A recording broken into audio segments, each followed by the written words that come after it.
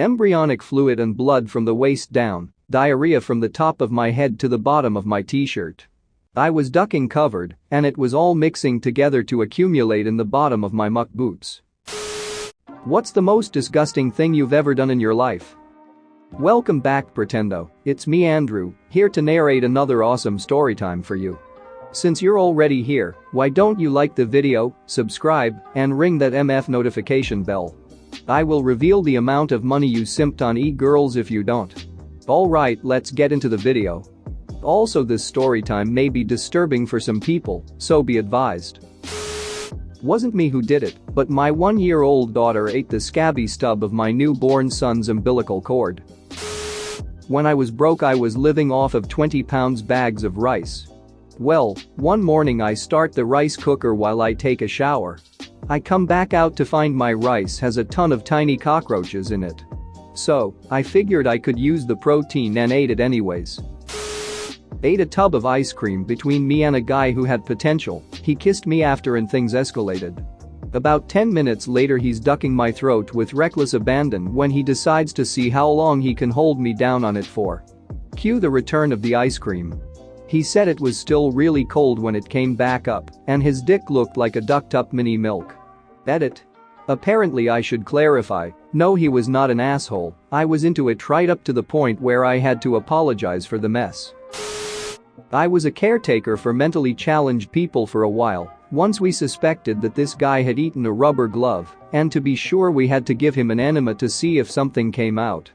People who are severely handicapped and stuck in a wheelchair don't have bowel movements that often. Sometimes they can go close to a week before things start moving. That was the case with this guy. He hadn't taken a crap for like 5 days before this. He was given the enema in the bathroom and a few minutes later gave birth to a beanbag chair-sized turd on the floor. I then went to the kitchen and got a fork which I used to mince up the crap like I was portioning out a humongous sloppy joe. The glove wasn't there. I didn't eat for like 3 days after that. I was sneezing like crazy and didn't know why. I tried Piriton and it did nothing. I didn't feel unwell either, so just rolled with it.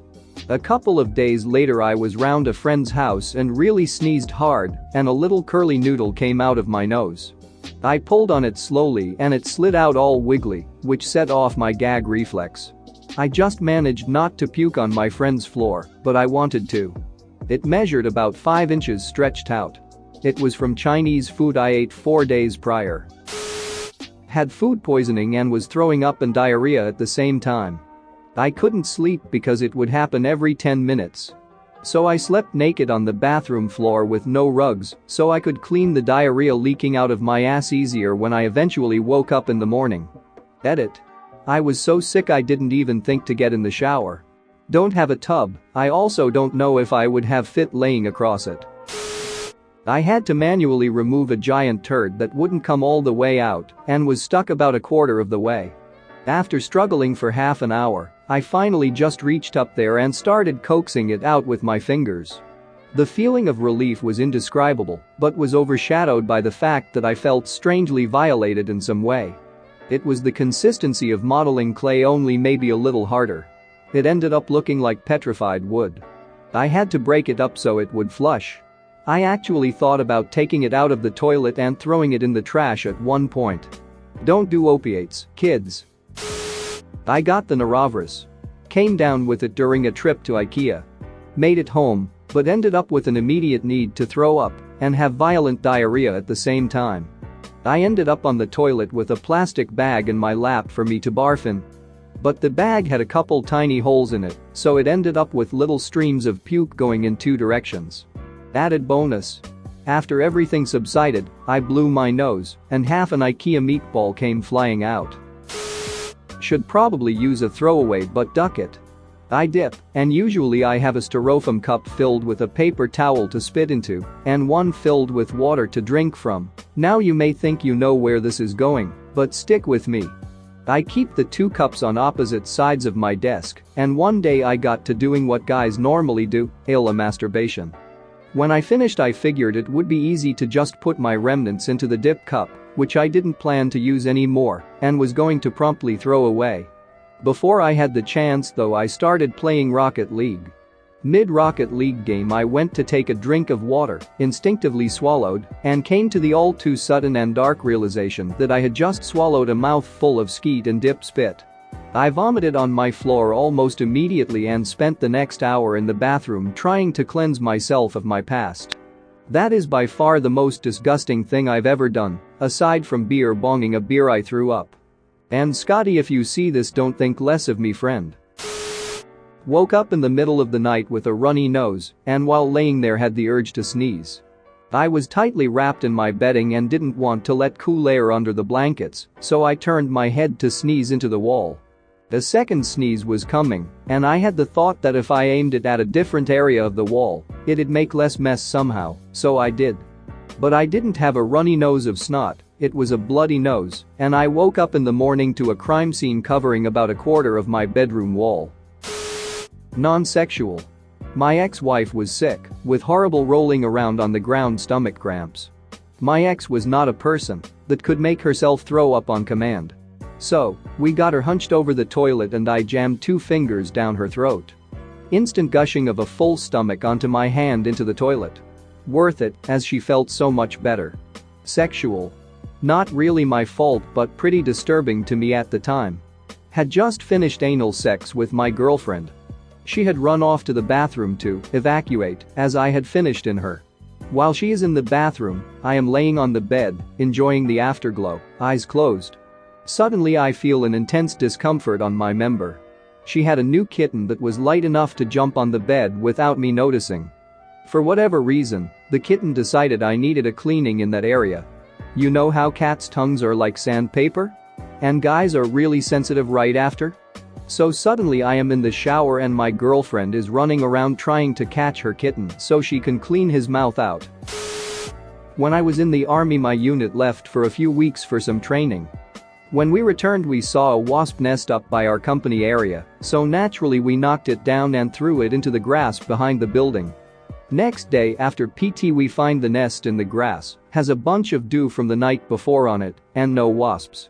Because we're a bunch of stupid grunts, it immediately became a bidding war to get another one of our guys, Hughes, to eat it, which eventually he agrees for the price of $40. Pops it into his mouth, chews for maybe a minute, and pops a few larvae still inside, and immediately throws it back up, right into my hand. Without missing a beat I hear my squad leader shout out, "Now you eat it, assert your dominance over him." And that's how I earned $40, a half-drunk Dr. Pepper, and dominance over my entire company, who watched me eat that half-chewed and vomited wasp nest. It's also how I can guarantee my fiancé won't kiss me for a few hours because she hates that story. Grunts are stupid, it's in our nature to do stupid things. I was at work one day, going through a herd of cows during the calving season. The boss man sighted one that was about 8 months pregnant, or had been up until this point. The cow had begun to spontaneously abort the calf. The embryo, still in the bag, was 70% out of the vagina and hanging loosely. Obviously this was a situation that had to be corrected, and we were a good mile away from the barn and the head gate within, and on rough terrain to start with. Being the low man on the totem pole, I was, naturally, tasked with following behind the cow to drive her towards the barn. Boss man stayed up on the ridge, watching from afar with his binoculars and cell phone in hand. So I followed the cow through the briar patches and hollers, and we were getting along pretty good. It was a hot summer day, and I'd driven the animal out of the shade trees. Between the heat and physical distress, I knew she wasn't going to make it to the barn on the far side and bottom of the ridge. So I said to hell with it and called the boss. We talked it over while the cow rested and decided not to stress her any further. That meant I had to walk up to the top of the hill and get some of those shoulder-length disposable gloves and a lasso and clean her out where she stood beneath an oak tree. The cow was docile enough I was able to toss the rope across her head and tie her off to a low-hanging branch without much fuss. Then I gloved up and got to work. The calf was coming out tail first, a breech birth, and long since dead. Working my hands into her birth canal, I was able to get enough of a hold on the sack to get a good grip. I braced my feet, and with 2 or 3 good pulls, I got the calf out. The sack burst upon hitting the ground, soaking my legs in embryonic fluid. Hot, slimy, fresh embryonic fluid and blood. Bad enough, right? I bent over, catching my breath. Pulling a calf by hand ain't easy. The cow crap. The cow coughed. At the same time, giving the runny fecal matter a bit of pressure as it came out. At this time the top of my head was about at the same level as her asshole. Embryonic fluid and blood from the waist down, diarrhea from the top of my head to the bottom of my t-shirt.